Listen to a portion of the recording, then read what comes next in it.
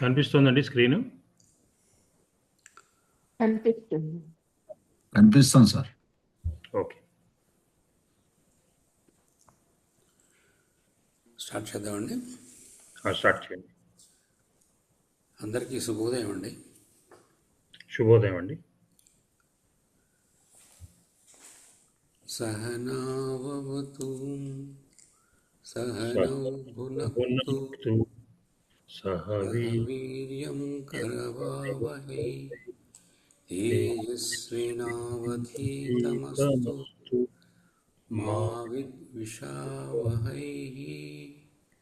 ఓం శాంతి శాంతి శాంతి.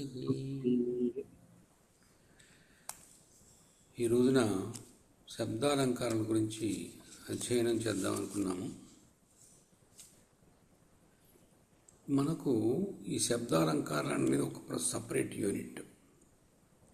అంటే 6 అలంకారాలతో ఉన్నది. అన్నింటిలో కన్నా చిన్నదైనది ఈ శబ్దాలంకారాలు. ఈ 6 అలంకారాల్లో మనకు డెఫినెట్గా 14 మార్కులు క్వశ్చన్ వస్తాయి. కాబట్టి షార్ట్ క్వశ్చన్లు షార్ట్ క్వశ్చన్ ఒకటి మెయిన్ క్వశ్చన్స్ 2 వస్తాయి. సో ఆల్మోస్ట్ 6 అలంకారాలు కవర్ అవుతాయి ఈ క్వశ్చన్స్లో. ఉన్నదే 6. సో అందులో కూడాను ఇదేంటిది చిత్రం అనేది కూడా అది పెద్దగా జనరల్గా ఇచ్చే ప్రశ్న కాదు.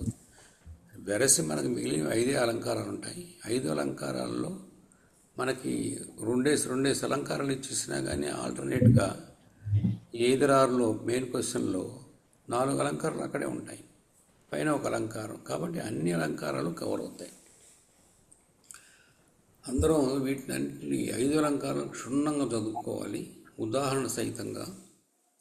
సో ముందుగా ఈ అలంకార సర్వస్వం అనే దాని మీద చిన్న బ్రీఫ్ ఇంట్రడక్షన్ చెప్దాం అనుకున్నాను.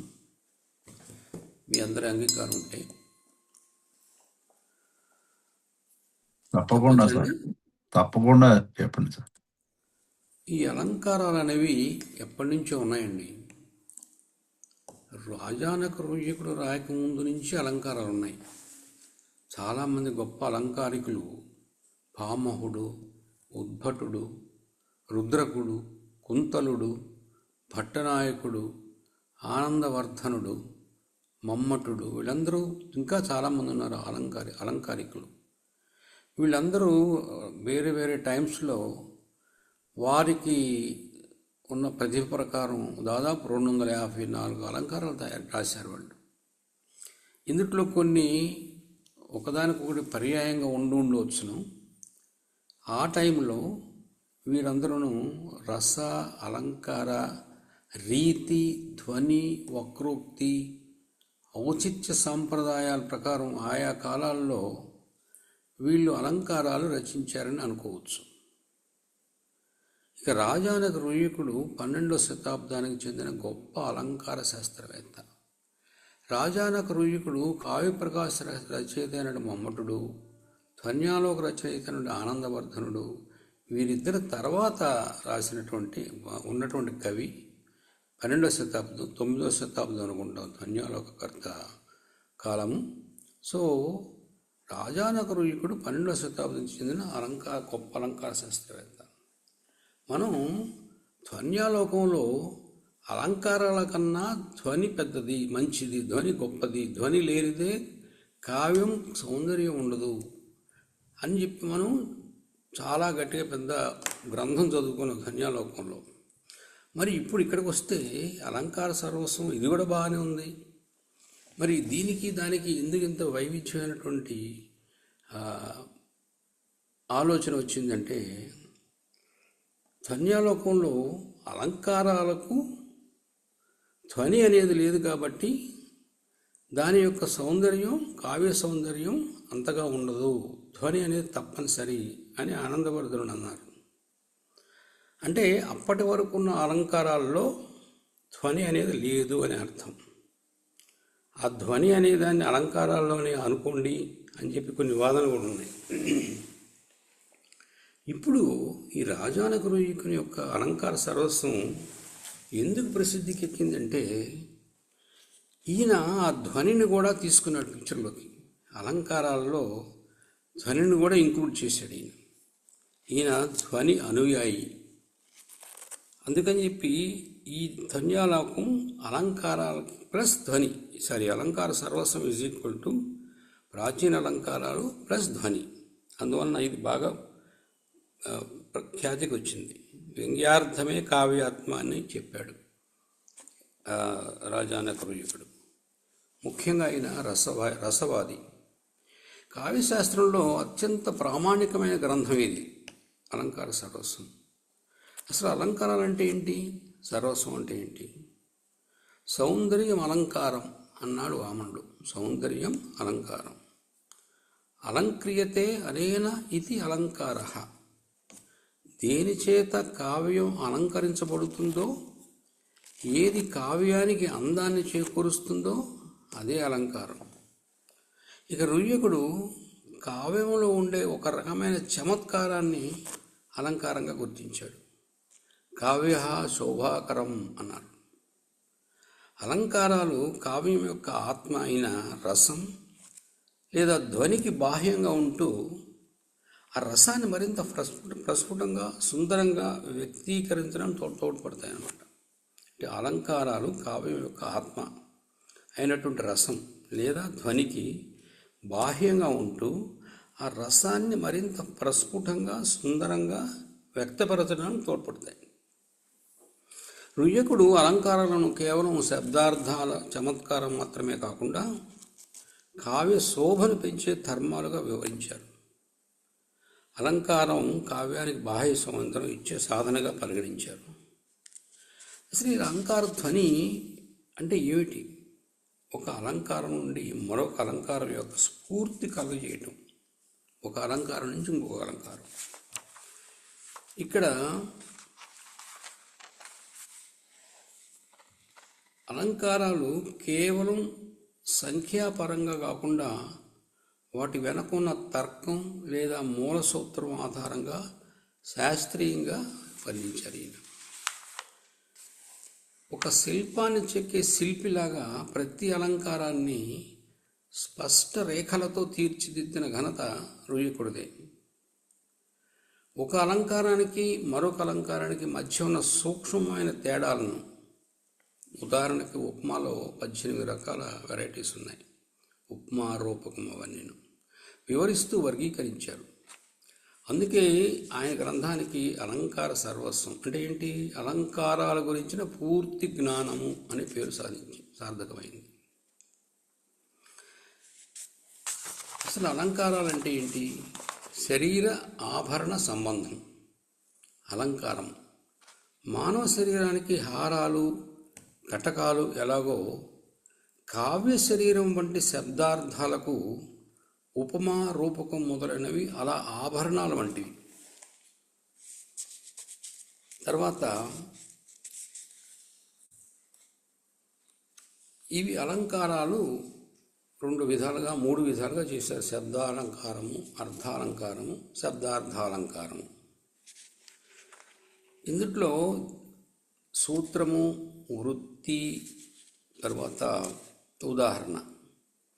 ఇందులో వృత్తి మాత్రం దాదాపు 3 సార్లు రివైజ్ చేశారట రుయ్యకుల వారు. ఈ రాజానక రుయ్యకులు అంటే ఏంటి? రాజానక రుయ్యకుడు లేదా రుయ్యుడు అంటారు. రాజానక రుయ్యకుడు అంటే రాజు యొక్క ఆస్థానంలో ఒక మంచి స్థానం పొందినవాడు అని ఒక వాదన, ఒక మతం. ఇంకొకటి ఏంటంటే రాజుతో సమానమైన వాడని రాజానక రుయ్యకుడు. ఈయన తండ్రి కూడాను రాజానక తిలకుడు అనుకుంటాను. ఆయన కూడాను మంచి అలంకారికుడు. సో వీరిద్దరూ ఆ కుటుంబంలో ఉన్నటువంటి అలంకార కుటుంబంలో ఉన్నటువంటి తండ్రి కొడుకులు. ముందర ఉన్నటువంటి అలంకారికులు చేసినటువంటి అలంకారాలన్నింటినీ క్రోడీకరించి వాటిని క్రమబద్ధంగా అరేంజ్ చేశారు మన రాజానక రుయ్యకులు గారు. ఈయన శుద్ధాలంకారాలని, మిశ్ర అలంకారాలని 2 విభాగాలు చేశారు. శుద్ధాలంకారాలు, మిశ్ర అలంకారాలు. శుద్ధాలంకారాల్లో 5 శబ్దాలంకారాలు, 71 అర్థాలంకారాలు, 76 అయినాయి అక్కడ. మిశ్ర అలంకారాల్లో సంకర, సంసృష్టి, సమ్మిశ్ర అని ఒక మూడో ఎన్నో ఉన్నాయి. 2 ఉన్నాయి అనుకో, 2 3 ఉన్నాయి, మొత్తం కలిపి 78 అలంకారాలు. ఈ 78 అలంకారాల్లో 71 వరకు ప్రాచీన అలంకారాల నుంచి గ్రహించినవే, కొత్తగా రాసినవి ఏం కాదు అయినా. కాకపోతే వాటిని క్రమబద్ధీకరించి విశదీకరించి రాశారు 71. ఆ 78లో 7 మాత్రం రుయ్యకుడి సృష్టి. ఏంటివి? పరిణామాలంకారము, ఉల్లేఖాలంకారము, విచిత్ర అలంకారము, వికల్ప అలంకారము, భావోదయ అలంకారము, భావసంధి అలంకారము, భావశబలత అలంకారం. ఇందులో మనకున్నది ఒక 4 అలంకారాలు: పరిణామ, ఉల్లేఖ, విచిత్ర, వికల్ప. 3 ఉన్నాయి ఇందులో. ఇది దీని గురించి సింపుల్గా. తర్వాత అలంకారాలు 2 రకాలు: అర్థాలంకారాలు, శబ్దాలంకారాలు. శబ్దార్థాలంకారాలు అనుకున్నాం కదా. శబ్దాశ్రితమైనవి శబ్దాలంకారాలని, అర్థాశ్రితమైనవి అర్థాలంకారాలని చెప్పుకోవాలి దాని గురించి. తర్వాత ఈయన వర్గీకరణ చేశారు అలంకారాలన్నింటినీ. సాధర్మ్య మూలకము, అధ్యవసాయ మూలకము, విరోధ మూలకము, శృంఖలా మూలకము. ఇలా మనకు రఘువర ప్రసాద్ గైడ్లో ఫస్ట్ ట్యాబులేషన్ ఇచ్చారు. సాధర్మ్య మూలకం అంటే పోలిక ఆధారంగా రూపమా, ఉపమా ఇట్లా. అధ్యవసాయ మూలం అంటే ఊహ ఆధారంగా ఉత్ప్రేక్ష లాంటివి. విరోధ మూలకం విరోధం ఉన్నట్లు అనిపించే విరోధాభాస. శృంఖలా మూలకం అంటే గొలుసుకట్టుగా ఉండే ఏకావళి లాంటివి. ఈ విధంగా రుయ్యకుడు ధనివాది కాబట్టి ఆయన అలంకారాలన్నీను చాలా అద్భుతంగా వచ్చినాయి. ఇవన్నీ రాసిన అలంకారాలు. ప్రాచీన అలంకారీకులు రచించిన అలంకారాలను కూడా ఈ దృక్పథంతో విశ్లేషించి వాటిని సవరించి సౌందర్యంగా తయారు చేశారు అలంకార సరస్వంలో ఆనందవర్ధన్. ఇప్పుడు అసలు మా సబ్జెక్ట్కి వస్తే,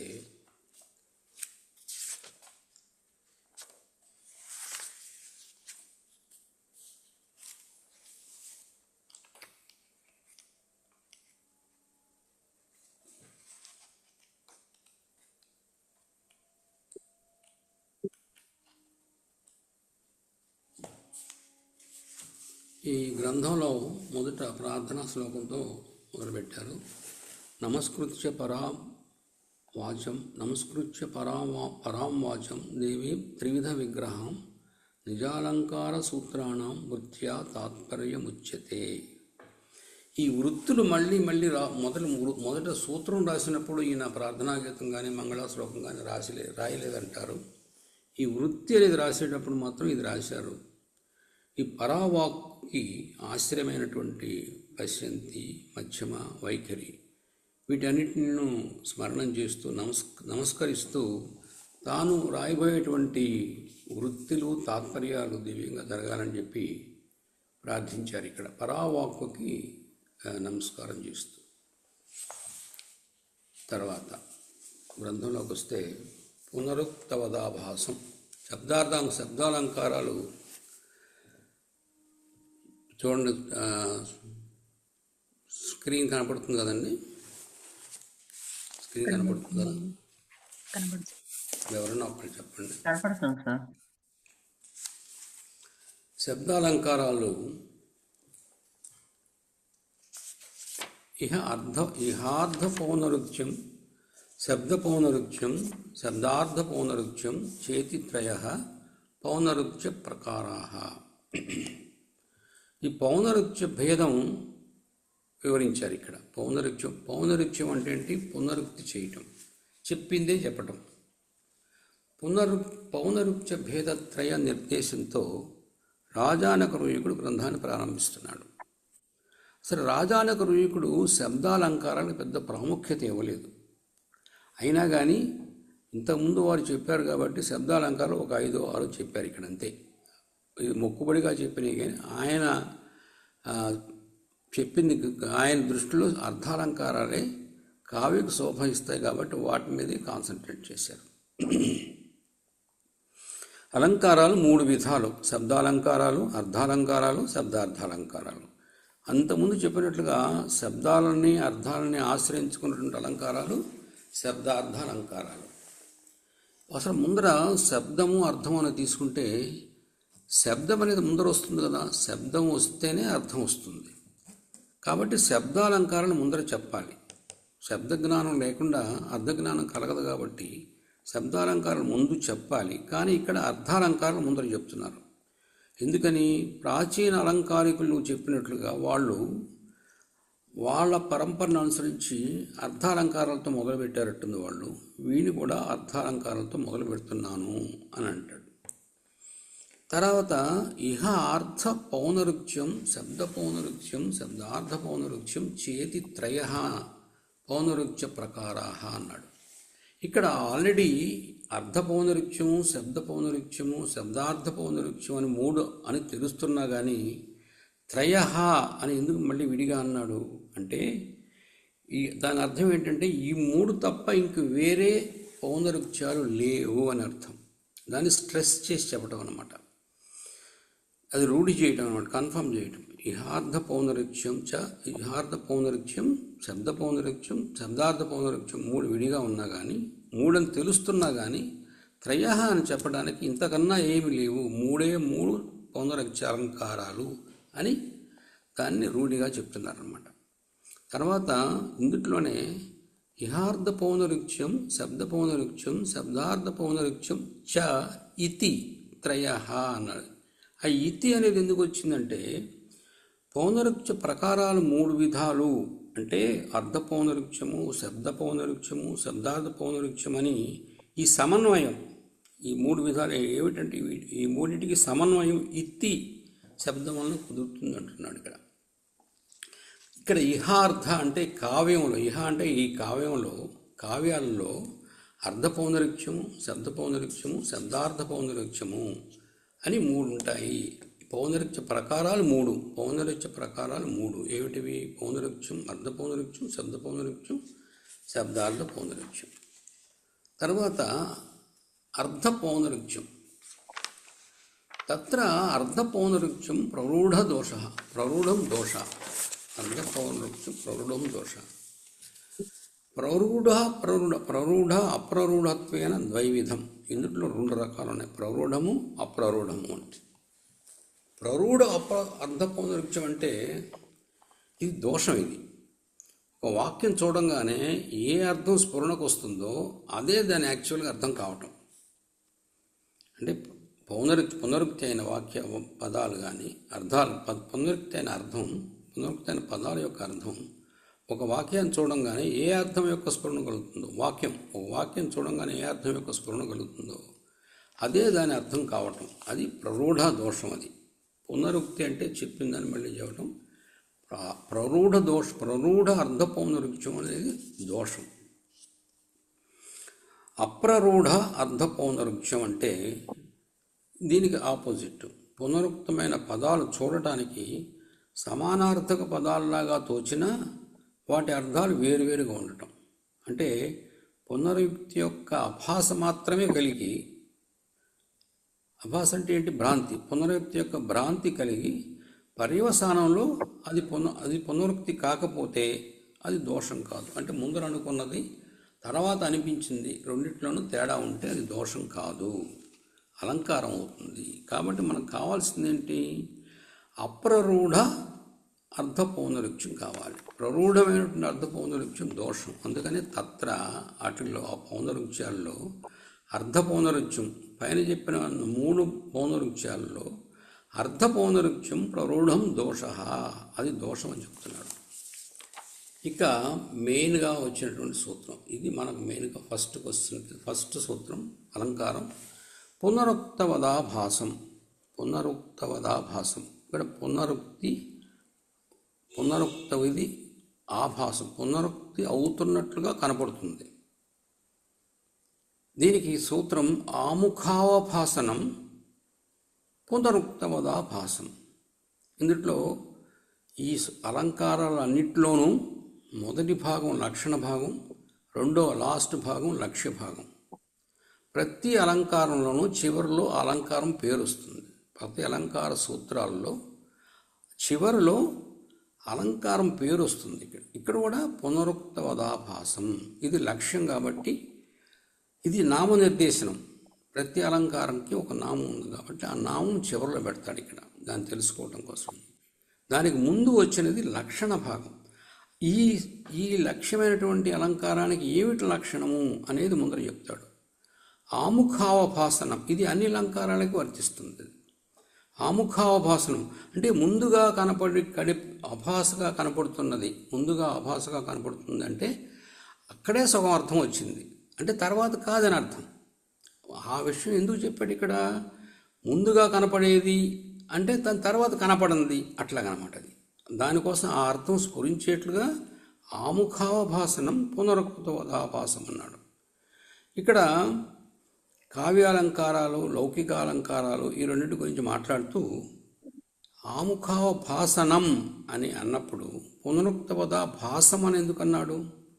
పునరుక్త వదాభాస అనొచ్చు కదా అని దాని మీద చిన్న చర్చ పెట్టి, దీనికి కారణం ఏంటి, పుంలింగ ప్రయోగం చేయొచ్చు కదా అంటే, కావ్యాలంకారాలు లౌకిక అలంకారాల కంటే భిన్నమైనవి. ఏ విధంగా?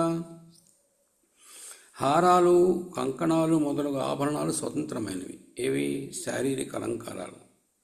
అవి శరీరం మీద ఉన్న విడిగా ఉన్న అలంకారాలే. ఎక్కడ ఉన్నా అవి తమ అలంకారత్వాన్ని కోల్పోవు.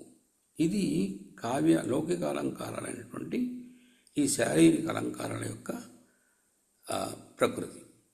కానీ కావ్య అలంకారం అటువంటిది కాదు. ఎందుకని? అవి అలంకార్యమైన కావ్యం నుండి విడివడి స్వతంత్రంగా ఉండలేవు.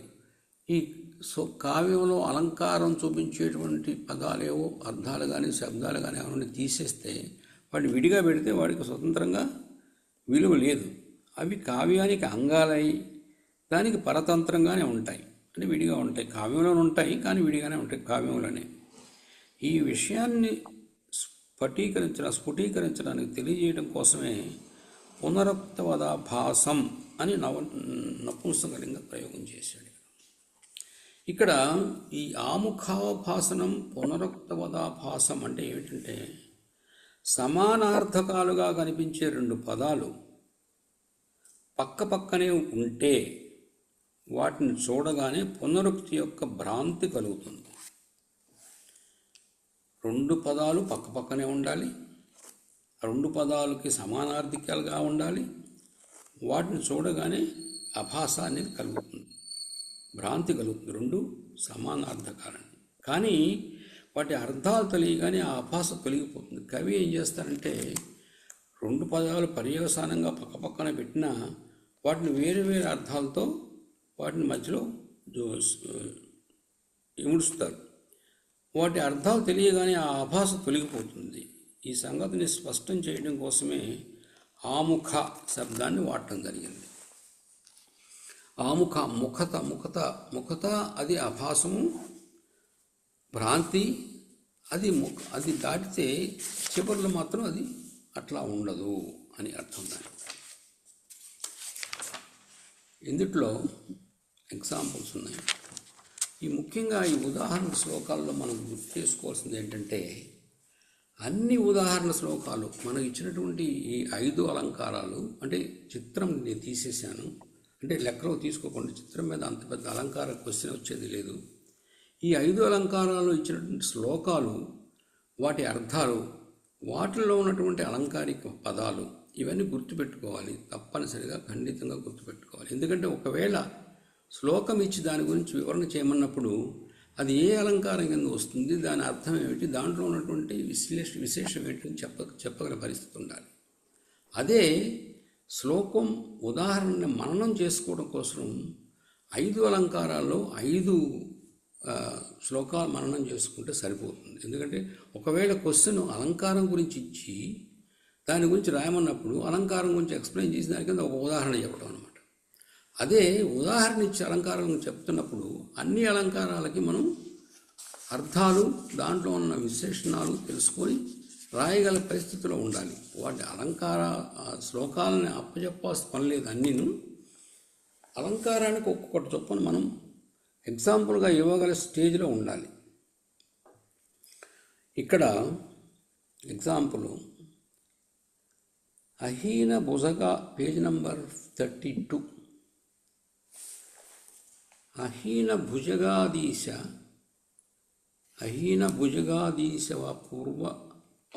పూర్వలయ కంకణం శైలాది నంది చరితం క్షతకందర్ప దర్పకం. ఇక్కడ చూడండి, అహీన భుజగాదీశ. ఇక్కడ మనం చూస్తుంది ఏంటి? సమానార్థక పదాలు వెంటనే ఉంటే వాటికి తర్వాత యాక్చువల్గా వచ్చే అర్థం వేరుగా ఉండాలి. ఇక్కడ అహీన భుజగం, తర్వాత వలయ కంకణం. దీంట్లో కూడా మార్క్ చేసినట్టుంది అనుకో. దీంట్లో కూడా పేజీలు కూడా 1, 2, 1, 1, 1, 2 అని పెట్టాను, జస్ట్ ఫర్ ఇన్ఫర్మేషన్. శైలాది నంది, తర్వాత కందర్ప దర్పకం. ఈ 4 సమానార్థకాలు అనేటువంటివి. ఇందులో సమానార్థకాలు ఎట్లాగూ? అహీన భుజగాదీశ, అహీన అన్న భుజగాదీశ అన్న. అహీన అంటే పాములకు నాయకుడు, అట్లాగే భుజగాదీశ అంటే సర్పాల అధిపతి. రెండిటికి ఒకటే అర్థం. అహీన భుజగాదీశ అనేది పునరుక్తిలాగా కనపడుతుంది, కానీ అసలు అర్థం ఏంటి? శ్రేష్ఠుడైన హీనం కానటువంటి శ్రేష్ఠుడైన సర్పరాజు అని అర్థం. అహీన భుజగాదీశ. నేను దీంట్లో పుస్తకంలో ఇచ్చినట్టు నేను ఇచ్చిన నోట్స్లో అహీన భుజగాదీశ. అహీన అంటే హీనం కాని, అంటే శ్రేష్టమైనటువంటి భుజగాదీశుడు సర్పరాజు. ఇట్లాగూ అహీన భుజగాదీశ అనేది 2 ఒక రకం. ముందుగా పునరుక్తిగా కనపడిన, సమానార్థకాలుగా అనిపించిన, భ్రాంతి కలిగిన, చివరికి వచ్చేసరికి దానికి అర్థం, కవి యొక్క అర్థం ఏంటంటే శ్రేష్ఠుడైన. అహీన అంటే శ్రేష్ఠుడైన, భుజగాదీశ సర్పరాజు. అట్లా వేరే అర్థం వస్తుంది. తర్వాత వలయ కంకణం. వలయం అన్నా కంకణం అన్నా రెండింటికి కంకణాలనే అర్థాలు. కానీ భుజగాదీశవపు భుజగాదీశవపు వలయ శబ్దానికి సర్పరాజు యొక్క శరీరపు చుట్టలు అనేది అర్థం. కంకణానికి కంకణం అనే అర్థం. అంటే శరీరపు చుట్టలు కంకణాలుగా కలవాడు అని అర్థం ఇక్కడ. కాబట్టి ఒరిజినల్గా పునరుక్తి ఆముఖంగా వలయ కంకణం ఒకటే అయినా, సమానార్థకాలిగా అయినా, ఆఖరికి చివరికి దాని కవి యొక్క అర్థం ఏంటంటే శరీరపు చుట్టలు కంకణాలుగా కలవాడు అని అర్థం ఇక్కడ. తర్వాత శైలాది నంది రెండింటికి ఒకటే అర్థం. శైలాది నంది 2 పదాలకు నందీశ్వరుడని అర్థం. కానీ ఇక్కడ దీన్ని ఏమంటాడు? శైలాది నందికి నంది అని అర్థం. నంది అనే శబ్దానికి ఆనందం కలిగించేవని అర్థం. శైలాది నంది అంటే నందికి ఆనందాన్ని కలిగించేవాడు అని అర్థం. 2 నందులను ముందర పునరుక్తిగా కనిపించిన సమానార్థకాలుగా ఆముఖంగా కనపడ్డా కానీ చివరిలో దాని కవి యొక్క అర్థం ఏంటంటే నందికి ఆనందాన్ని కలిగించేవాడు అని. శైలాది అంటే నంది రెండో నంది అని వచ్చిన దానికి నంది ఆనందాన్ని కలిగించేవాడు. నంది అంటే ఆనందం కలిగించడం. సో నందికి ఆనందాన్ని కలిగించేవాడు శైలాది నంది. అలాగే ఇంకోటి లాస్ట్లో కందర్ప దర్పకం అనేది 2 మన్మధుల గురించి సూచించేవి. కానీ ఇక్కడ దర్పకం అంటే దర్పం కలవాడు, అంటే నాశనం చేయబడిన మన్మధులను దర్పం కలవాడు. కందర్ప దర్పకం అంటే నాశనం చేయబడిన దర్పం కలవాడు. సో ఈ విధంగా పర్యాయ పదాలు, సమానార్థిక పదాలుగా ఉన్నటువంటి అహీన, భుజగాదీశ, వలయ కంకణం, శైలాది నంది, కందర్ప దర్పకం ఇవన్నీ ఆముఖంగా పునరుక్తి అయిని వాటి సమానార్థికాలుగా కనపడుతున్నాయి. భ్రాంతిగా ఉంది, ఆభాసంగా ఉంది. చివరికి వచ్చేసరికి వాటి కవి యొక్క అర్థాలు వేరుగా ఉన్నాయి. కాబట్టి ఇవి పునరుక్తి కాదు, పునరుక్తి ఆభాసం కాదు ఇది. కాబట్టి ఇది ప్రరూఢ దోషం అనేది కాదు, ఇది అలంకార లక్షణం. ఏమనుకున్నాము? అప్రరూఢ దోషమైనదే అలంకారికము అన్నాం. అంటే ప్రౌఢ దోషం ఉంటే అది అలంకారం కాదు, అది దోషం. అది అప్రౌఢ దోషం అంటే ముందుగా అనుకున్నది తర్వాత వచ్చిన అర్థం రెండు వేరువేరుగా ఉంటే అది అప్రౌఢ దోషము, అప్రౌఢ లక్షణము. అది దోషం కాదు, అలంకార లక్షణము. కాబట్టి ఇది ఆ కేటగిరీలోకి వస్తుంది. అట్లాగే చాలా ఎగ్జాంపుల్స్ ఇచ్చారు.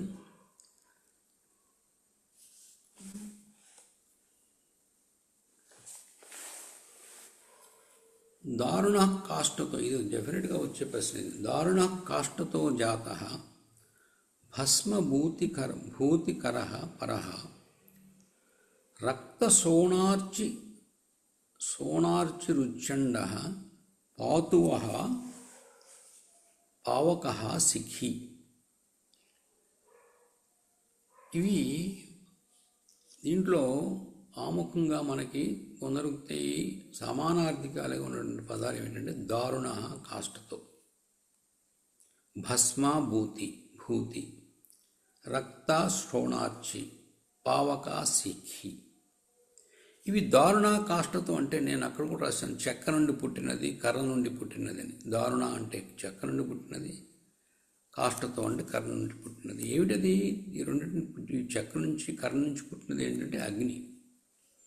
సో దారుణమైన, దీనికి అర్థం ఏంటి? దారుణ కాష్టతో, ఈ రెండు సమాన పదాలుగా కనపడ్డా కానీ దానికి దారుణ అంటే దారుణమైనది, కాష్టత జాత అంటే అరటి కట్టె నుండి పుట్టినది అని అర్థం. ఈ వీటిల్లో మన సమానార్థికాలుగా పునరుక్కాలుగా అనుకుంటున్న అందులో ఒకటి విశేషణము, ఒకటి విశేష్యం. ఈ రెండు దారుణమైనది, అరటికట్టు నుండి పుట్టినది అని అర్థం. ఈ రెండు అగ్నికి విశేషణాలు. ఇప్పుడు మనం ఈ రెండును చెక్క నుండి పుట్టినవి అనుకున్నాం, కర్ర నుండి పుట్టింది. అగ్నికి ఇవి ఎన్నో కారణభూతాలు. కాబట్టి ఇక్కడ దారుణ కాష్టత జాత అంటే దారుణమైనది, అరటి కట్టె నుండి పుట్టినది అని అర్థం. అది అరటి కాదు అనుకుంటా అండి, అరణి అన్నట్టుంది. అరిణి. ఓకే. రెండు, థ్యాంక్ యూ. రెండును అగ్నికి విశేషణాలు. అట్లాగే అరణి కాదు, అరణి. అరణి భస్మభూతి శబ్దాలు. భస్మభూతి శబ్దాలు రెండిటికి భస్మం లేదా బూడిద అని అర్థం. దారుణ భస్మభూతి. ఇక్కడ దీంట్లో చెప్పండి. సో భస్మభూతికి ఇక్కడ అర్థం బూడిద ఐశ్వర్యం, బూడిద ఐశ్వర్యం. సో భస్మం అనే ఐశ్వర్యం అన్నమాట. భస్మభూతి అంటే భస్మం అనే ఐశ్వర్యాన్ని కలుగజేసేది అని అర్థం చేసుకోవాలి అక్కడ. సో ఇట్లాగే రక్తశ్రోణ. రక్తశ్రోణ అంటే రెండు రక్తం లేక ఎరుపు రంగు, వీటికి అర్థాలు. కానీ వాటిని సందర్భంలో ఏ సందర్భంలో చెప్పాడంటే రక్తం అంటే రక్తంలాగా, సోణ అంటే ఎర్రనైన, జ్వాల అర్చిహ అంటే జ్వాలలు కలగడం, జ్వాలలు కలిగి ఉన్నది. అంటే సో రక్తంలాగా ఎర్రనైన జ్వాలలు కలిగిన అగ్ని అని అర్థం ఇక్కడ. ఇట్లాగూ అన్నిటికీ చివరిగా పావక సిఖి. పావక సిఖి అంటే రెండిటికి అర్థం ఒకటే. ఏమిటి అర్థం? అగ్ని. పావక సిఖి అగ్ని అని అర్థం. కానీ ఇక్కడ అర్థం ఏంటంటే పావక అంటే లోకాలను పావనం చేసే సామర్థ్యం, పావనం చేయటం. పావక అంటే పావనం చేయటం. ఈ అగ్ని వచ్చి తుడిచేస్తుంటుంది కదా, కాలు దహించేస్తుంటుంది. అందులో లోకాలను పావనం చేసే సామర్థ్యం కలిగింది కాబట్టి పావక అని దాన్ని ఆ అర్థంలో వాడి సిఖి అంటే అగ్ని. ఇక్కడ విశేషణము విశేష్యము రెండు ఉన్నాయి. ఇక్కడ పావనం చేయటం, అగ్ని. ఈ విధంగా ఈ నాలుగు పునరుక్తి అభాసంగా కనపడినా చివరికి వచ్చేసరికి ఆ దోషం లేదు. ఇందులో అప్రరూఢ దోషం ఉంది. ఇక్కడ అప్రరూఢ లక్షణం ఉంది ఇందులో. ఈ విధంగా పునరుక్తవదాభాసం రెండు ఎగ్జాంపుల్స్. ఈ శబ్దాలు సుబంతాలు, తిగంతాలు మనకు తెలిసింది. ఇప్పుడు మనం చెప్పుకున్న రెండు ఉదాహరణలు అహీన భుజగాదీశ అనే శ్లోకం ఒకటి, దారుణ కాష్టతో జాత అనేది ఈ రెండును సుబంతాలంకారాలతో సుబంత శబ్దాలతో కూడినటువంటి అలంకారం ఇక్కడ. ఇంకొకటి కూడా ఉంది, వృషపుంగవ లక్ష్మణం శిఖి పావకలోచనం సర్వమంగళం నవమి పార్వతీ సఖమీశ్వరం అన్నారు. వృషమన్నా పుంగవుడన్నా ఒకటే అర్థం, శిఖి అన్నా పావకం అన్నా ఇందాక చూసాం కదా, రెండింటికి ఒకటే అర్థం. పార్వతీ సఖి అన్నా ఈశ్వరుడన్నా ఒకటే అర్థం. కానీ ఇక్కడ ఏ ఉద్దేశంతో వాడాడంటే వృష పొంగవ, ఈ రెండింటికి ఎద్దు అనే అర్థం. ఆముఖంగా దీని రెండింటికి అర్థం ఎద్దు. కానీ ఈ శ్లోకంలో వృష పొంగవ శబ్దానికి వృషభాలలో శ్రేష్ఠుడైన నంది అని అర్థం పెట్టి చేశాడు. ఇక్కడ ఒకదానికేమో వృషభాలలో శ్రేష్ఠుడు, పొంగవుడు పొంగవుడు శ్రేష్ఠుడు. పొంగవ అంటే వృషభాలలో శ్రేష్ఠుడైన నంది అని అర్థం. వృష అంటే నంది, పొంగవుడు వృషభాలలో శ్రేష్ఠుడైన నంది. కాబట్టి రెండు ఎద్దు అనేటువంటి ఆముఖంగా అర్థం వచ్చేటువంటి రెండు పదాలలో ఆ చివరకు వచ్చేటువంటి కవి అర్థం తీసుకుంటే వృషభాలలో శ్రేష్ఠుడైన నంది. కాబట్టి రెండు సమానార్థికాలుగా లేవు.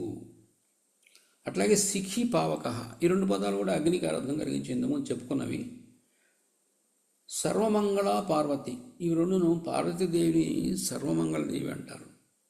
ఈ రెండు పార్వతీదేవి యొక్క నామధేయాలే కానీ సర్వమంగళం పార్వతీ సఖ, ఈ రెండు పదాలకు పార్వతీ సహితుడైన శివుడి అర్థం. కానీ ఇక్కడ మాత్రం సర్వమంగళం అనే పదానికి సమస్త శుభాలతో కూడినటువంటి పార్వతీదేవి అని అర్థం. తర్వాత ఇంకోటి పునరుక్తి వచ్చింది, పార్వతీ సఖం ఈశ్వరం. పార్వతీ సఖుడన్నా ఈశ్వరుడన్నా ఒకళ్ళే. కానీ ఇక్కడ ఏమని అర్థం చెప్తున్నాడు, ఉమాపతి సహితుడైన ఉమాసహితుడైన శంకరుడు. పార్వతీపతి అనకుండా పార్వతీ సఖుడు, పార్వతీ సఖుడు అంటే ఉమాసహితుడైనటువంటి శంకరుడు అని చెప్తున్నాడు. కాబట్టి ఈ విధంగా అర్థాలు ఆముఖంగా సమానార్థికాలుగా పునరుక్తాలుగా అనిపించిన చివరికి వచ్చేసరికి అవి పునరుక్తాలే కానీ సమానార్థికాలు కావు. కాబట్టి అది దోషం కాదు అన్నాడు. అదే ఆముఖావభాసనం పునరుక్తవదాభాసం. ఇప్పుడు మనం గుర్తుపెట్టుకోవాల్సిన శ్లోకం ఇది. ఈ 5వ శ్లోకం 34వ పేజీలో ఇది అర్థం. ఇది మనం బట్టి పెడితే ఈ శ్లోకం ఈ అలంకారం ఇస్తే, పునరుక్తవదాభాస అలంకారం ఇస్తే మనం దీన్ని ఎక్స్ప్లెయిన్ చేయొచ్చు. ఇందుట్లో విశేషం ఏంటంటే సుబంతాలు తిగంతాలు రెండు ఉన్నాయి ఇందుట్లో. కాబట్టి వాటిని ఎక్స్ప్లెయిన్ చేయడానికి ఈ సూత్రం సరిపోతుంది. ఈ శ్లోకం భుజంగ కుండలి వ్యక్త శశి శుభ్రాంశు సీతగు జగంత్యపి సదాపాయాత్ అవ్యాత్ చేతో హరహ శివ. ఈ అలంకారాల్లో మనం శబ్దాలంకారాలు మనం చెప్పుకుంటున్న శబ్దాలంకారాల్లో ఈ పునరుక్తి వదాభాసంలో మాత్రం తాత్పర్యం, అందుట్లో అక్షరాల యొక్క పునరుక్తిలో ఉన్నటువంటి అక్షరాలు ఐడెంటిఫై చేయటం, వాటి ఒరిజినల్ అర్థం, తర్వాత వచ్చేటువంటి స్ఫురించే అర్థం, ఈ రెండును మనం గుర్తించగలగాలి. భుజంగ కుండలి వ్యక్త శశి శుభ్రాంశు సీతగు జగంత్యపి సదాపాయాత్ అవ్యాత్ చేతో హరహ శివ అన్నారు. ఇక్కడ భుజంగ కుండలి అనేవి ఉన్నాయి. ఇక్కడ రెండు ఒకటే అర్థం. తర్వాత శశి శుభ్రాంశు సీతగు, శశి శుభ్రాంశు సీతగు, ఈ మూడు పదాలు కూడా చంద్రుడు అనే అర్థం. ఏమండి, తర్వాత భుజంగ కుండలి అంటే రెండు భుజంగ కుండలి అంటే రెండింటికి సర్పం అనే అర్థం. భుజంగ కుండలి అంటే సర్పము, భుజంగం అన్న సర్పమే, కుండలి అన్న సర్పమే. శశి శుభ్రాంశు సీతగుహు, ఈ మూడిటికి చంద్రుడని అర్థం. తర్వాత సదా, ఇది ఈ రెండును ఈ మూడును ఒకటి రెండు, ఈ రెండును ఏవి భుజంగ కుండలి వ్యక్త శశి శుభ్రాంశు సీతగుహు, ఈ రెండును పునరుక్తి ఆయన అవుతున్నటువంటి సుబంత నామవాచక శబ్దాలు ఇవి. సుబంత నామవాచక శబ్దాలు, సుబంతాలు. భుజంగ కుండలి అంటే భుజంగాలు అనే కుండలాలు కలవాడు, భుజంగ కుండలి శబ్దాలు రెండు సర్పం అనే అర్థం. కానీ ఇక్కడ ఆముఖంలో వచ్చే అర్థం సర్పం, చివరిలో దాని అర్థం ఏంటంటే భుజంగాలు అనే కుండలాలు కలవాడు అని అర్థం చెప్పుకోవాలి. కాబట్టి అర్థాలు వేరుగా వచ్చినాయి. అంచె రూపంలో సమానార్థికాలుగా లేవు. అట్లాగే శశి శుభ్రాంశు సీతగుహు, శశి శుభ్రాంశు సీతగుహు అనేదానికి స్ఫుటంగా కనిపిస్తున్న కుందేలు కలిగిన శశి, శుభ్రాంశు చంద్రుని చేత చల్లబరచబడిన, శీతగుహు పాలనేత్రం అనే ఇంద్రియం కలవాడు. ఈ మూడిటికి మూడు అర్థాలు ఇచ్చారు. ఆముఖంగా శశి, శుభ్రాంశు, సీతగుహు అన్నిటికీ అర్థం ఒకటే, చంద్రుడు. కానీ కవి వాడింది స్ఫుటంగా కనిపిస్తున్న కుందేలు కలిగిన అనేది ఒకదానికి అర్థం, చంద్రుని చేత చల్లబరచబడిన అనేది ఒకటి అర్థం, పాలనేత్ర ఇంద్రియం కలవాడు అంటే మూడో కన్ను కలవాడు అనేవాడు అనేది మూడో అర్థం.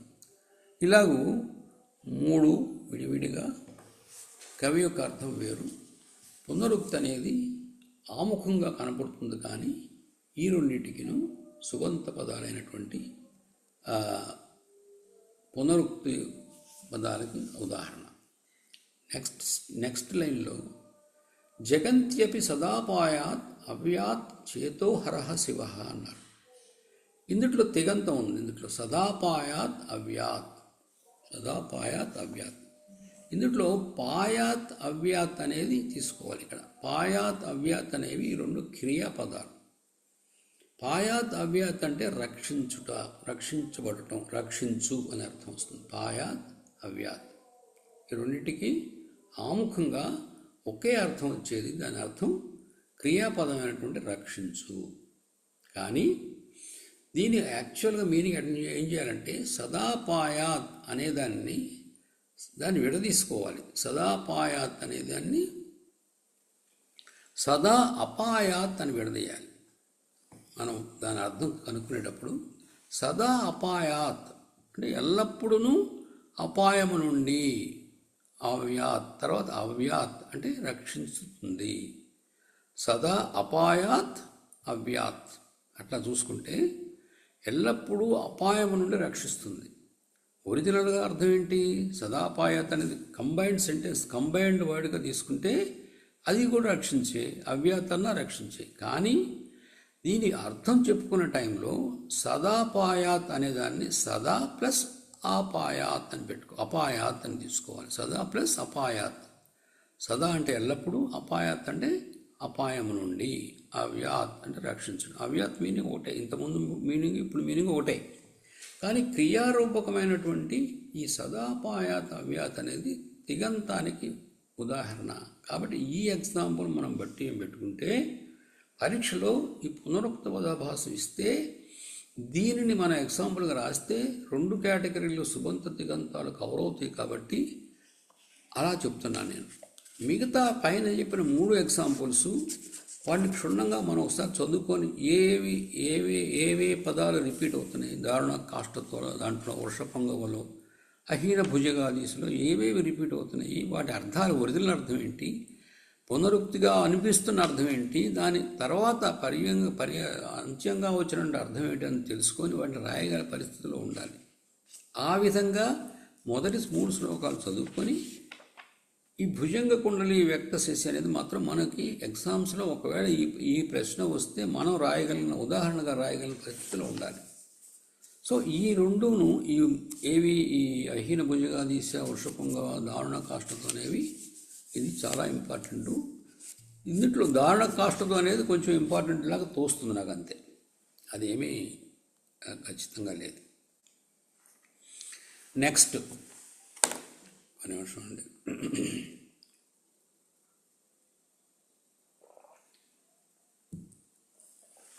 ఏమండి ఈ ప్యాటర్న్ చెప్తే బాగానే ఉందండి? Is it okay? బాగుంది సార్, బాగుంది సార్. లక్ష్మారెడ్డి గారు, ఏమైనా మాడిఫికేషన్ చేయమంటారా?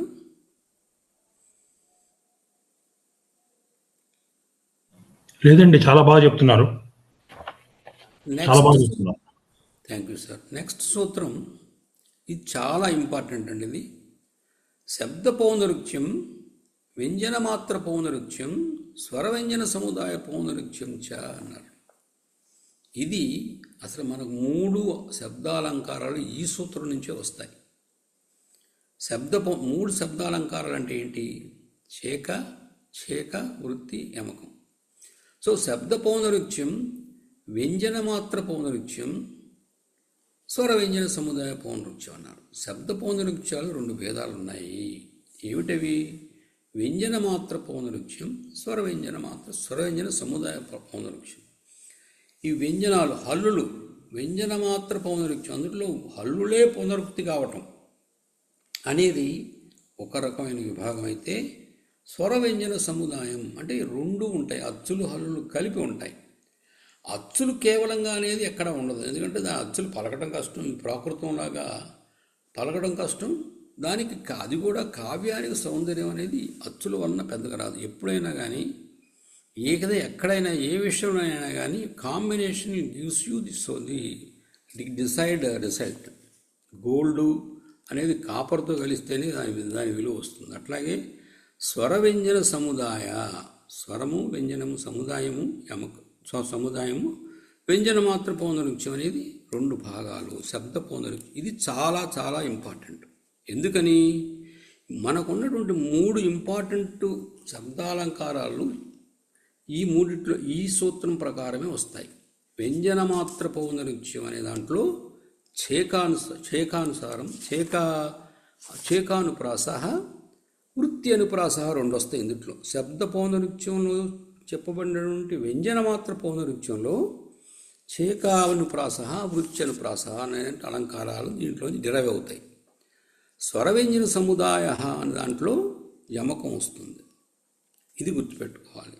కాబట్టి ఈ సూత్రం మరి చేకానుప్రాసలా క్వశ్చన్ ఇచ్చినా, వృత్తి అనుప్రాస ఇచ్చినా, యమకం ఇచ్చినా ఈ సూత్రాన్ని ప్రథమంగా రాయిస్తే మనకు కొంత తెలుసు అనేటువంటి అర్థం వస్తుంది అక్కడ. కాబట్టి శబ్ద పౌనరుక్త్యం 2 రకాలు. అది ఒకటేమో వ్యంజన మాత్ర పౌనరుక్త్యం, రెండవది స్వర వ్యంజన సముదాయ పౌనరుక్త్యం.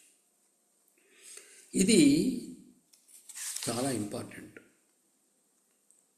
హల్లుల పౌనరుక్త్యం, హల్లుల యొక్క సముదాయం పౌనరుక్త్యం, ఈ 2 విడివిడిగా చెప్పాడు. కేటగరైజ్ చేసిన శబ్ద పౌనరుక్త్యం. ఇప్పుడు మనం అనుకున్నాం కదా శబ్దార్థాలు, శబ్దము అర్థం అని. అందులో శబ్ద పౌనరుక్త్యం గురించి చెప్తున్నాడు మనకి. ఇప్పుడు నెక్స్ట్ వచ్చేసి చేకానుప్రాస. చేకానుప్రాస అంటే ఏంటి? చేక అంటే పండితులు వాళ్ళు చెప్పినట్లుగా వాళ్ళని అనుసరించి చెప్పినటువంటి అలంకారం చేకానుప్రాస. పండితులను అనుసరించి చెప్పింది, పండితులు చెప్పిన ప్రకారం చెప్పిందని. ఈ చేకానుప్రాసకి పండితులను ఆచరించిన అనుప్రాస అన్నమాట. ఇందులో సూత్రం ఏంటి? సంఖ్యానియమే పూర్వం చేకానుప్రాస. ఇందాక అనుకున్నాం కదా, పూర్వభాగం వచ్చేసేమో లక్షణము, తర్వాత ఉత్తర భాగం వచ్చేసేమో లక్ష్యము. ఇక్కడ పూర్వభాగం ఏంటి? సంఖ్యానియమే పూర్వం. ఇది దీనికి ఒక లక్షణం. సంఖ్యానియమే పూర్వం దేనికి లక్షణం? ఇది చేకానుప్రాసకి. కాబట్టి ప్రతి అలంకారంలో చివరి అలంకారం పేరు వస్తుందని చెప్పుకున్నాం. దానికి ముందు అలంకార లక్షణం వస్తుందని చెప్పుకున్నాం ఇందాక. అట్లాగే ఇక్కడ కూడా సంఖ్యానియమే పూర్వం, ఈ చేకానుప్రాస అనేది దాని సూత్రం పేరు అంతే. ఈ సంఖ్యానియమం ఉన్నప్పుడు మొదటి పౌనరుక్త్యం అన్నమాట. సంఖ్యానియమే పూర్వం అంటే సంఖ్యానియమం ఉన్నప్పుడు మొదటి పౌనరుక్త్యం. సంఖ్యానియమం అంటే ఏంటి? వర్ణాలు అన్నమాట. 2 హల్లులు ఉండాలి. ఇక్కడ చేకానుప్రాసలు ఏమంటాయంటే, జాగ్రత్తగా వింటే, 2 హల్లులు కలిగిన 2 సముదాయాలు వెంటనే ప్రయోగించబడటం. అంటే ఒక పదంలో 2 హల్లులు, ఆ తర్వాత వచ్చే ఇంకో పదంలో 2 హల్లులు వెంటనే ప్రయోగించబడాలి. ఆ హల్లులు సమానంగా ఉండాలి. మొదటి పదంలో ఉన్నటువంటి XY హల్లులు రెండో పదంలో ఉన్నటువంటి XY హల్లులు అవి రెండు సామీప్యంగా ఉండాలి, సామానికంగా ఉండాలి. అంటే XY ఉండాలి. ఈ రెండు సముదాయాలు పక్క పక్కనే ఉండాలి. A అనే సముదాయం, B అనే సముదాయం పక్క పక్కనే ఉండాలి. రెండేసి హల్లులు కలిగి రెండు సముదాయాలు వెంటనే ప్రయోగించబడటం. తర్వాత ఈ రెండు సముదాయాలు పరస్పరం సాదృశ్యంగా ఉండాలి. అది రెండు మనకు కనపడేట్లు ఉండాలి క్లియర్గా. తర్వాత అనేకధా సాదృశ్యంగా ఉండాలి. అనేకధా సాదృశ్యం అంటే ఏంటి? ఒక దాంట్లో XY ఉండి రెండో దాంట్లో YX ఉండకూడదు. ఒక సముదాయంలో XY హల్లులుండి రెండో పక్కన వచ్చేటువంటి సముదాయంలో YX అని, ఈ రెండు ఒకటే కదా, ఒక అక్షరాలు క్రమం మారిందే కానీ రెండు ఒకటే కదా. రస సర అన్నాను అనుకోండి, ఒక సముదాయంలో సరస రసాను అని అన్నాను అనుకోండి, సరసాలో రస ఉంది, ఇక్కడ సర అని ఉంది. కాబట్టి సర రస అనేది కరెక్ట్ కాదు, అది దీని కింద రాదు. ఒకటే యాజ్ ఇట్ ఈజ్గా ఉండాలన్నమాట. ముందర సముదాయంలో ఏ క్రమంలో ఉందో హల్లులు, ఏ క్రమంలో ఉన్నాయో హల్లులు, రెండో సముదాయంలో కూడా అవే హల్లులు అవే క్రమంలో ఉండాలి.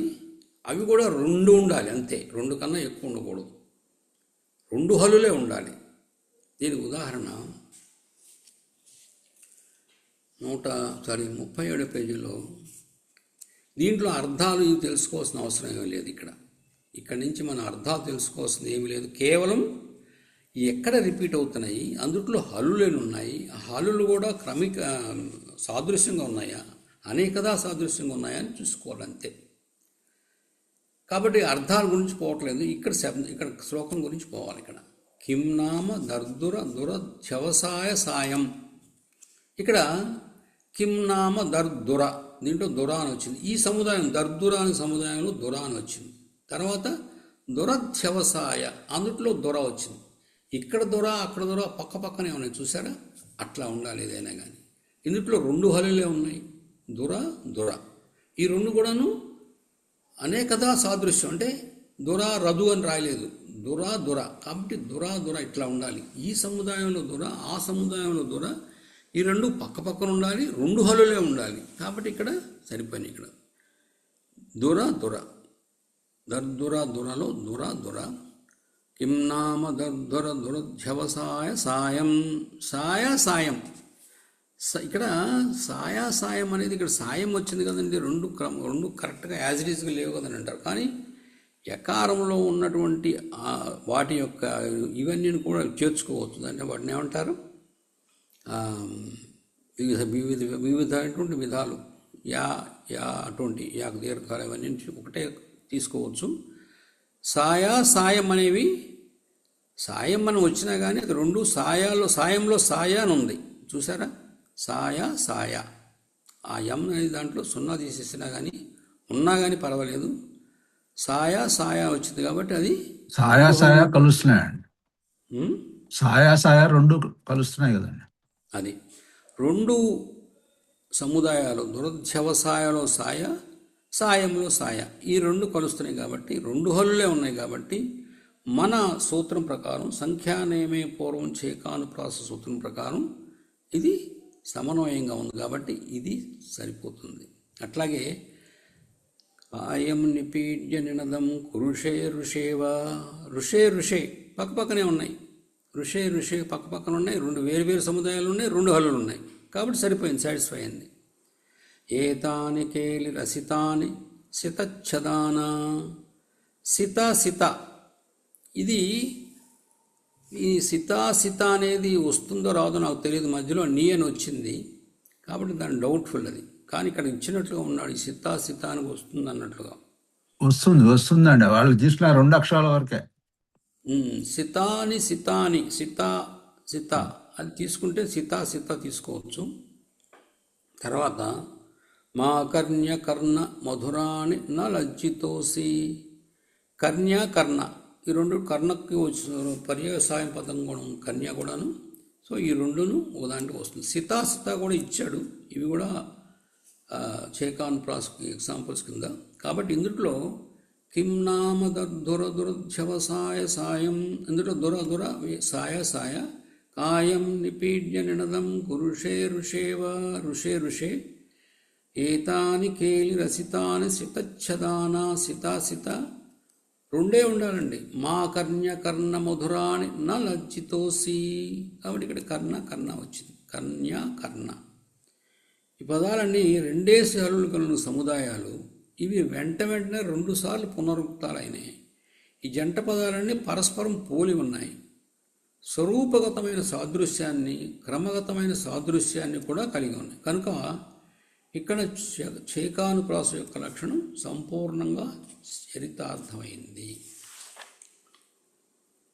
ఇదండి దీనికి ఉదాహరణ. తర్వాత ఇప్పుడు చేకానుప్రాసలు ఏమనుకున్నాము? సంఖ్యానియమే పూర్వం చేకానుప్రాస అన్నాం. నెక్స్ట్ దానికి వెళ్దామండి. సంఖ్యానియమే పూర్వం చేకానుప్రాస. నెక్స్ట్ది ఏంటంటే దానికి ఆపోజిట్, సంఖ్యా నియమం లేనిది. దాని పేరు వృత్యనుప్రాస. దాని సూత్రం ఏంటి? అన్యథాతు వృత్యనుప్రాస. Page number 38. వృత్యనుప్రాస సూత్రం నేను ఇచ్చిన నోట్స్లో కూడా ఉంది. సంఖ్యా నియమం లేనిది వృత్యనుప్రాస. అన్యథాతు వృత్యనుప్రాస. ఇక్కడ ఇందాక చేకానుప్రాసకి ఇది భిన్న లక్షణంగా ఉంటుంది, విభిన్న లక్షణం. దానికి దీనికి ఆల్మోస్ట్ ఆపోజిట్. ఇందాక ఏమనుకున్నాము? 2 హల్లులు ఉండాలి, 2 సముదాయాల్లో ఆ 2 సముదాయాలు పక్కన ఉండాలి, ఆ 2 సాదృశ్యంగా ఉండాలి, అనేకతా సాదృశ్యంగా ఉండాలి. ఇది చెప్పుకున్నాం. ఇక్కడికి వచ్చేసరికి చేకానుప్రాసలో, వృత్యనుప్రాసలో హల్లులు పునరుక్తాలు అయితే అది వృత్యనుసారం. ఓన్లీ హల్లులు ఈ ఎక్కడున్నా పర్వాలేదు. అవి హల్లులు ఉంటే పునరుక్తం అయితే చాలు. హల్లులు పునరుక్తం అవటం. ఇందాక ఎగ్జాంపుల్ తీసుకున్నా కానీ ఏది కిం నామ దర్దురదుర్ధ్యవసాయ సాయం కాయం అనే దాంట్లో కూడా యా అనేది వచ్చింది 3 సార్లు. సాయ యా, సాయం సాయ, కాయం యా, ఇట్లా 3 సార్లు వచ్చింది. అంటే 2 సార్లు కన్నా ఎక్కువ, కనీసం 3 సార్లు ఉండాలి. దీంట్లో రిపిటేషన్ అనేది హల్లులు కనీసం 3 సార్లు ఉంటే అది వృత్యనుప్రాస కింద వస్తుంది. మనకి వృత్యనుప్రాస అని ప్రశ్న ఇచ్చినప్పుడు ఈ సూత్రం ఒక్కటే రాస్తే సరిపోదు. ఎందుకని? అన్యథాత్తు వృత్యనుప్రాస అన్నారు. అన్యథా అంటే ఏమిటనేది చెప్పాలి కదా. అందుకని చేకానుప్రాస చెప్పాలి ముందర. చేకానుప్రాస కన్నా ముందర ఏం చెప్పాలి? మనం ఇందాక అనుకున్నాం, శబ్ద పౌనరుక్త్యం, వ్యంజన మాత్ర పౌనరుక్త్యం, స్వర వ్యంజన సముదాయ పౌనరుక్త్యం చ అని చెప్పాం. అది ముందర రాసి అందులో వ్యంజన మాత్ర పౌనరుక్త్యం చేకాను వృత్తి కింద వస్తుందని చెప్పి సంఖ్యానేమే పూర్వం చేకానుప్రాస అని తర్వాత రాసి ఆ తర్వాత వృత్యనుప్రాస అన్యథా అనే దానికి చేకానుప్రాసకి ఎగ్జాంపుల్ కింద వస్తుంది. కాబట్టి అన్యథా రెఫరెన్స్ కూడా చేకానుప్రాసకు రెఫరెన్స్. అన్యథా అంటే చేకానుప్రాసకి కాకుండా తప్ప మరొక విధంగా అన్యథాతు వృత్యనుప్రాస ఈ 3 రాయాల్సి వస్తుంది నా ఉద్దేశం. దాని కంటిన్యూషన్ అవుతుంది. ఇక్కడ సంఖ్యా నియమం లేదు. ఇక్కడ సంఖ్యా నియమం అనేది అందుట్లో ఏమున్నాయి? 2 ఉండాలి హల్లు అన్నాం చేకానుప్రాసలో. ఇక్కడ ఆ నియమం లేదు. 3 ఉండొచ్చు, 4 ఉండొచ్చు, 5 ఉండొచ్చు, ఎన్ని అయినా ఉండొచ్చు. తర్వాత ఇందులో ఒక వృత్తి ఉందండి. ఇక్కడ కేవల 38లోనే వృత్తి ఉంది, కొంచెం ఇంపార్టెంట్ ఇది. కేవల వ్యంజన సాదృశ్యం, ఏకధా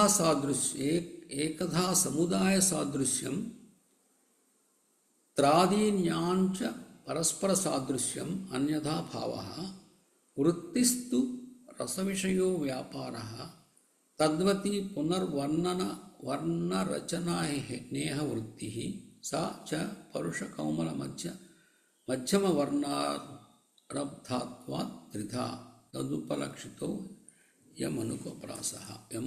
ఇప్పుడు చూద్దాం దీని అచ్చని మీనింగ్ ఏంటి. చేకానుప్రాస కంటే భిన్నమైనది వృత్యనుప్రాస. అదే అనుకున్నాం కదా.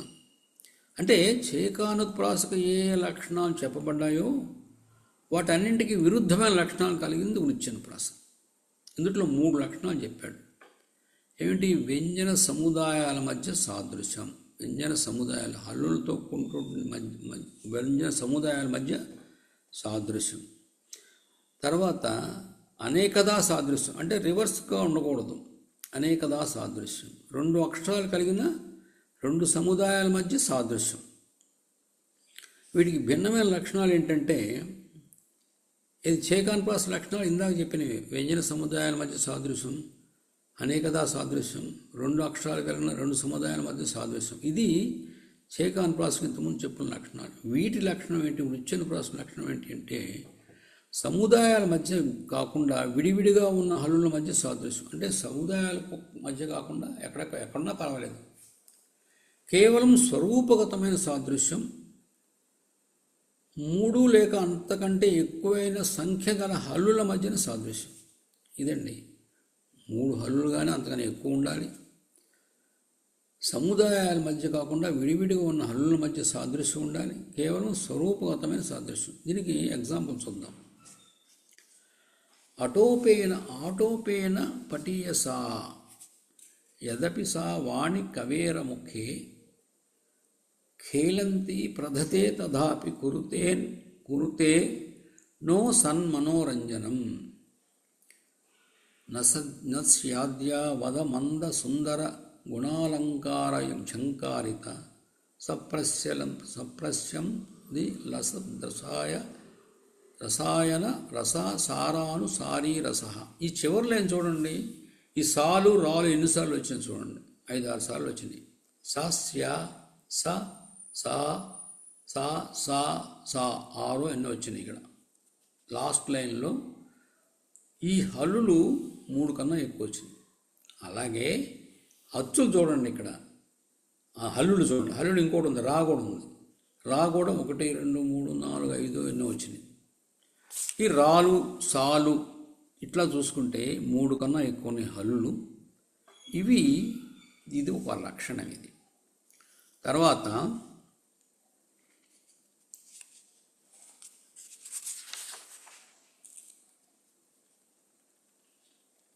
ఏమంటాడు, కానీ ఈ శ్లోకంలో కూడా వివిధ వర్ణాలు కొన్ని చోట్ల సాదృశ్యాన్ని, కొన్ని చోట్ల క్రమగత సాదృశ్యాన్ని కలిగి ఉన్నాయి. ఇక్కడ ముఖ్యంగా చూడాల్సింది అటోపేన పటీయస. ఈ అటోపేన పటీయస అనేది స్వరూపగత సాదృశ్యం అని 2 సాదృశ్యంగానే ఉన్నాయి, కానీ 2కి స్వరూపం ఒకటిగా ఉంది. అటోపేన పటీయస అనేది ఒకటే సౌండింగ్గా ఉంది కాబట్టి అటోపేన పటీయస. నాకు అర్థమైంది ఇది నాకు క్లియర్గా అర్థం కాలేదు, కానీ నేను చెప్తున్నాను. ఇక్కడ స్వరూపగత సాదృశ్యం కింద అటోపేన పటీయస అని చెప్తున్నాడు. తర్వాత ప్రధతే తథాపి, ఇవి ఈ నో సన్మనో అనేది మాత్రం 3 హల్లులు ఉన్నాయి కాబట్టి సరిపోతుంది. అది ఆమంద సుందర, ఇక్కడ ఆమంద సుందర ఇది స్వరూపగత సాదృశ్యం కింద వస్తుందని చెప్తున్నట్టున్నాడు. అలంకార ఝంకారిత, ఇది కూడా స్వరూపగత సాదృశ్యం. ఇందులో నో సన్మనో అనేది మాత్రం, నో అనేది 3 సార్లు వచ్చింది, నా అనేది 3 సార్లు వచ్చింది, కానీ దాన్ని కూడా దీంట్లో చేర్చాడు. ఈ 4 ఉదాహరణలు అటోపేన పటీయస, ప్రధతే తథాపి, నో సన్మనే, ఆమంద సుందర, అలంకార ఝంకారిత, ఇవన్నీను సంఖ్యానేమో లేదు ఇందులో, స్వరూపగత సాదృశ్యంగా ఉంది. అట్లాగే చివరి పాదంలో రా సా అనే 2 అక్షరాలు 5 సార్లు 6 సార్లు పునరుక్తాయని. ఈ పునరుక్తంలో క్రమగత సాదృశ్యం కొన్నిసార్లు ఉంది, కొన్నిసార్లు లేదు. ఒకసారి ఒక రకం ఉంది, ఇంకోసారి ఒక రకం ఉంది.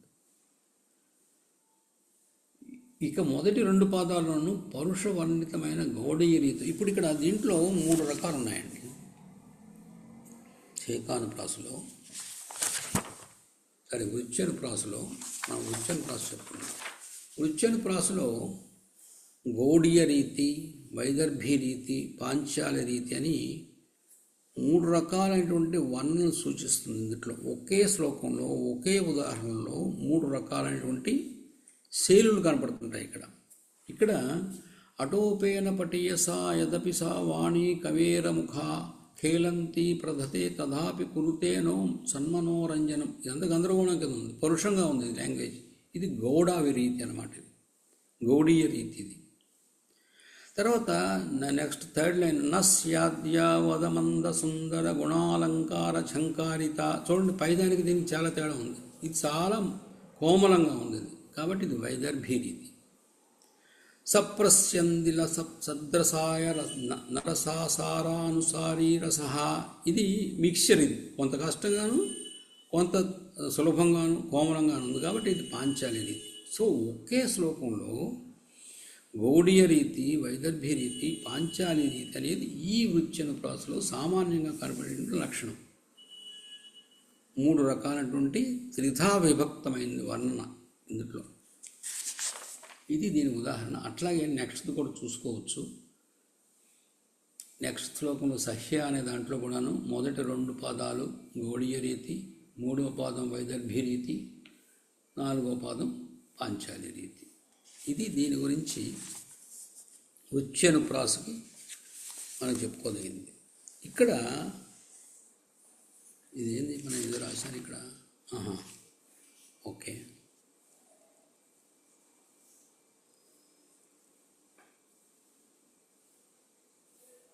సో ఈ నెక్స్ట్ ఎగ్జాంపుల్ కావాలంటే మీరు తర్వాత చూసుకోవచ్చు.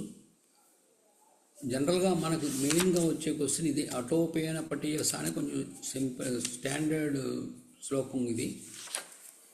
తర్వాత శ్లోకం కూడా చదువుకోవడం బెటర్ తర్వాత. ఓకేనండి, మీరు పర్సనల్ చదువుకోవచ్చు. అన్నీ అదే లైన్లో ఉంటాయి. ఈ చైకానుప్రాసకి వృత్యానుప్రాసకి లక్షణాలను తేడా ఏమిటి అని అడిగితే,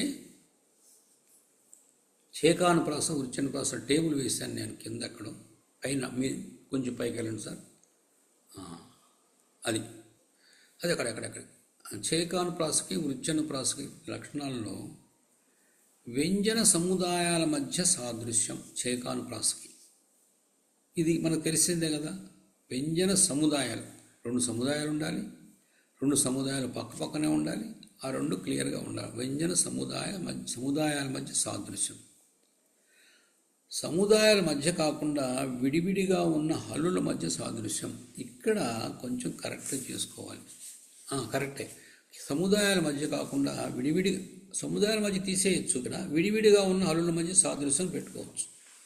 సముదాయాల మధ్య అనేది ఉంచినా పర్వాలేదు, కానీ విడివిడిగా ఉన్న హల్లుల మధ్య సాదృశ్యం అంటే సముదాయాల్లో ఉన్నటువంటి హల్లులు అవి సాదృశ్యంగా ఉండాలి. తర్వాత అనేకధా సాదృశ్యం. అనేకధా సాదృశ్యం అంటే ముందర దాంట్లో సరా ఉండి తర్వాత దాంట్లో రస ఉండి ఈ 2 ఒకటే అని చెప్పుకోవడానికి వీల్లేదు. 2 కరెక్ట్గా ఒకటే ఉండాలి. రస అనే ఉండాలి, లేదా సరా అనే ఉండాలి. అన్ని విధాల సాదృశ్యంగా ఉండాలి. అనేకధా సాదృశ్యం. కేవలం స్వరూపగతమైన సాదృశ్యం అంటే ఇందాక అటోపేన పటీయస లాంటివి అనమాట. కొన్ని చోట్ల క్రమగతమైన సాదృశ్యం ఉండదు, కేవలం స్వరూపగతమైన సాదృశ్యం ఉంటుంది. తర్వాత చైకానుప్రాసలో 2 అక్షరాలు కలిగిన 2 సముదాయాల మధ్య సాదృశ్యం. 2 అక్షరాలే మనకు కావాల్సింది. 2 సముదాయాల్లో 2 అక్షరాలు అంటే 2 హల్లులు, 2 వర్ణాలు, వాటి మధ్య సాదృశ్యం చైకానుప్రాస. ఈ వృత్యానుప్రాసలో 3 కానీ అంతకంటే ఎక్కువగా ఉంటే ఎక్కువ సంఖ్య గల హల్లుల మధ్య సాదృశ్యం. ఇది వృత్యానుప్రాసకు చైకానుప్రాసకు తేడా. ప్రసాద్ గారు, కొంచెం నా డౌట్, మీది ఇది పర్టికులర్ 3వ పాయింట్ కరెక్ట్ కాదేమని నా డౌట్, ఒకసారి క్లారిఫై చేయండి. చైకానుప్రాసలో 2 అక్షరాలు కలిగిన 2 సముదాయాల మధ్య సాదృశ్యం అన్నారు.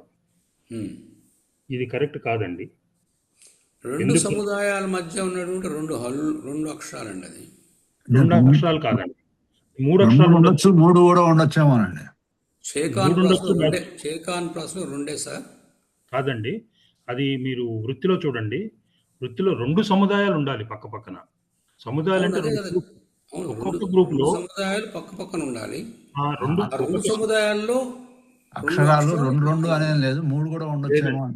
3 ఉండొచ్చండి, 4 ఉండొచ్చు, 5 ఉండొచ్చండి. సముదాయాలు మాత్రం సేమ్ ఉండాలి. వృత్తిలో కూడా 2 సముదాయాలు అన్నాడు, కానీ 2 అక్షరాలు అనలేదండి. చూడండి సార్, ఇక్కడ పేజ్ నెంబర్ 39లో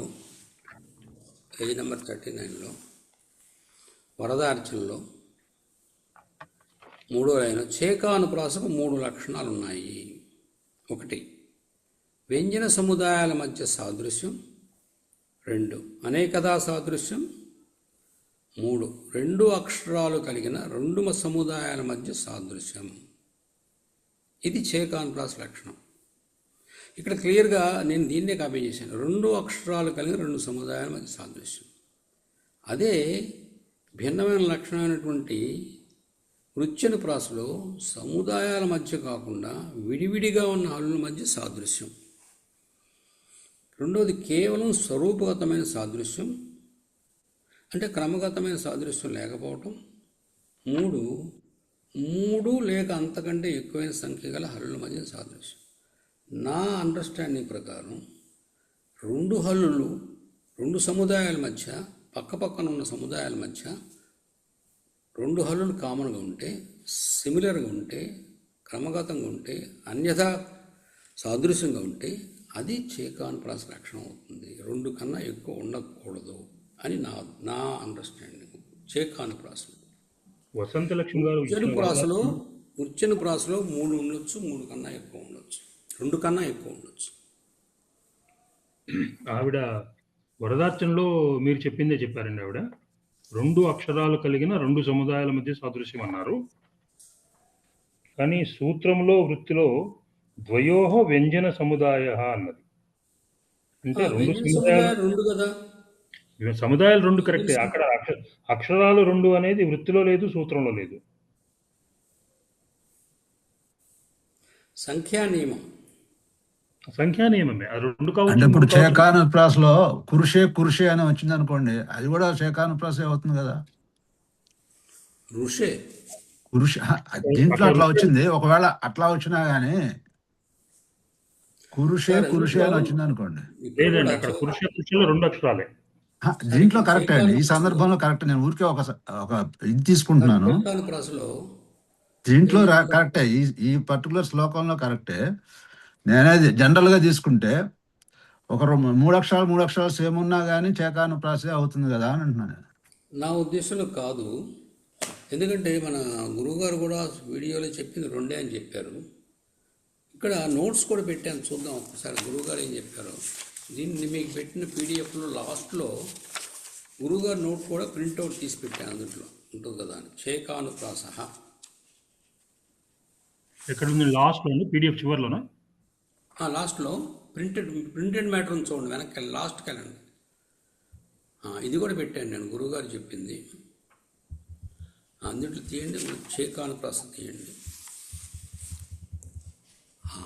పైన ఇంకా పైన ఇంకా చేకానుప్రాస లక్షణం సంఖ్యానియమే పూర్వం చేకానుప్రాస. 2 వ్యంజన సముదాయాలు పునరుక్త వర్ణ సంఖ్యా నియమంతో అనేక విధా సాదృశ్యంగా వచ్చిన చేకానుప్రాసమం. ఇందులో 2 అక్షరాలని ఎక్కడ ఉందండి? లేదు, ఇందులో లేదు. హింనామ దర్దుర దురధ్యవసాయ సాయం ఇలా చెప్పి, ఇప్పుడు లక్షణ సూత్రము వృత్తి దాటి మనం ఎక్స్ట్రా చెప్పడానికి లేదు కదా. లేదుగా. మరి సూత్రంలో సంఖ్యా నియమం అన్నాడు, వృత్తిలో 2 వ్యంజన సముదాయాలు అన్నాడు, 2 అక్షరాలు అన్నలా అతను. 2 వ్యంజన సముదాయాలు కరెక్టే. అది కరెక్టే. సముదాయాలు 2 వ్యంజన సముదాయాలు పక్క పక్కనే వస్తాయి. కరెక్టే. వర్ణాలు ఎక్కడ చెప్పాడు? అందుట్లో వ్యంజనాల గురించి మాట్లాడుతున్నాడు కదా. కాదు, 2 వ్యంజనాలు చెప్పలేదు అక్కడ అంటున్నాను నేను. నేను దీని ప్రకారం వెళ్ళాను. మీరేం చేశారంటే వసంతలక్ష్మి గారు వరదార్చనలో ఇచ్చినటువంటి 2 అక్షరాలు ఉండాలి, 2 సముదాయాలు ఉండాలి అన్నారు మీరు. అందులో ఆవిడ అలాగే ఇచ్చారు. కానీ సూత్రంలో కానీ వృత్తిలో కానీ 2 అక్షరాల మీద మాట లేదు. నాకు అర్థమైంది ఏమిటంటే, నేను వసంతలక్ష్మి గారి ఇది కూడా విన్నాను నేను. ఆవిడ కూడా ఏం చెప్పారంటే, సంఖ్యా నియమం ఉండి 2 సముదాయాలు ఉంటే అక్షరాలు 2 ఉండొచ్చు, 3 ఉండొచ్చు, 4 ఉండొచ్చు అనేది నాకు అర్థమైంది. అంటే ఆవిడే చెప్పారా? ఆవిడ చెప్పినట్టుగా గుర్తు నాకు, నేను రాసుకున్నాను నోట్స్ అలాగా. సో అట్లాగైతే కొంచెం తేడా ఉంది. ఎందుకంటే నేను కూడా దీన్ని ఎందుకు సమర్థించానంటే, దీంట్లో ఉన్న ఎగ్జాంపుల్స్ అన్ని 2 రసాలలో ఉన్నాయి. ఇందులో ఎగ్జాంపుల్స్ దీంట్లో అలాగే ఇచ్చారులేండి. ఎగ్జాంపుల్స్ ఇవ్వలేదు కదా. ఎగ్జాంపుల్స్ దూర 3 నష్టాలు ఇవ్వలేదు. ఎగ్జాంపుల్స్ ఇవ్వలేదు. 3 అక్షరాలు ఎందుకు ఉండకూడదు? 3 అక్షరాలు కానీ 2 పైన వాటికి ఇవ్వలేదు. 3 అక్షరాలు ఇవ్వలేదు, అన్నీ 2 ఉన్నాయి. దానికి తోడు పైన చెప్పింది 2 హల్లులు కలిగిన అన్నారు కాబట్టి ఇది సరిపోయింది అని నేను దాన్ని అండర్స్టాండ్ చేసుకున్నాను, అర్థం చేసుకుని కానీ ఆ విధంగా వెళ్ళాను. వసంత లక్ష్మి గారి వరదార్చనలో నేను అనుకోవడం అది టైపింగ్ ఎర్రర్ ఏమో అనుకుంటున్నాను. అది టైపింగ్ ఎర్రర్ అయి ఉండొచ్చండి. కావచ్చు. కాబట్టి 2 సార్లు అనకుండా దాన్ని వదిలేస్తే సరిపోతుంది. అక్కడ పెద్ద స్వాతి గారు ఏమంటారు? ఉన్నారా? పద్మావతి గారు? నాకు ఆలోచిస్తుంటే 2 కరెక్టే అనిపిస్తోందండి. ఆయన చెప్పింది కరెక్టే అనిపిస్తోంది. మీరు అన్నట్టు మరి వృత్తిలోనూ లేదు, సూత్రంలోనూ లేదు కాబట్టి కరెక్ట్ కాదేమో అనిపిస్తోంది. మీరు సూత్రము వృత్తే పట్టుకోవాలి కదా, ఇంకా ఏం పట్టుకుంటారు మీరు?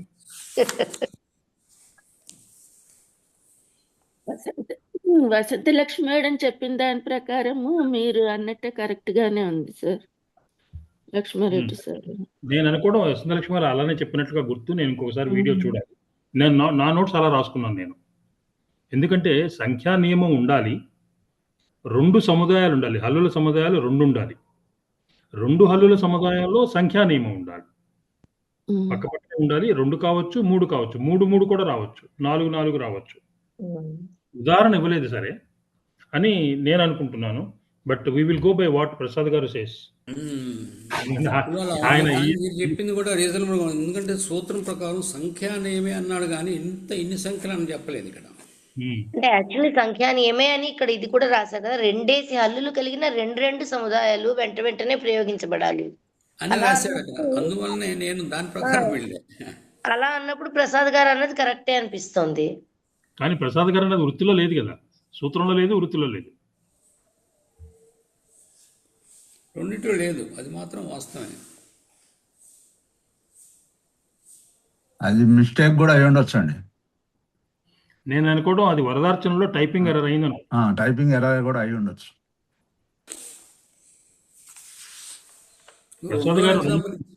ప్రసాద్ గారు బేస్ చేసుకున్నది ఏంటంటే, ఒకటి వరదార్చనలో క్లియర్గా రాసింది 2 వర్ణాలు, 2 వర్ణ సముదాయాలు. రెండవది ఉదాహరణలు ఇచ్చిన ఉదాహరణలో 2-3 ఉదాహరణలో కూడా 2 వర్ణాలే ఇచ్చారు. వాటి మీద బేసే ప్రసాద్ గారు చెప్తున్నారు. నాకు మొదటి నుంచి అన్ని క్వశ్చన్ చేయడం మొదటి నుంచి అలవాటు.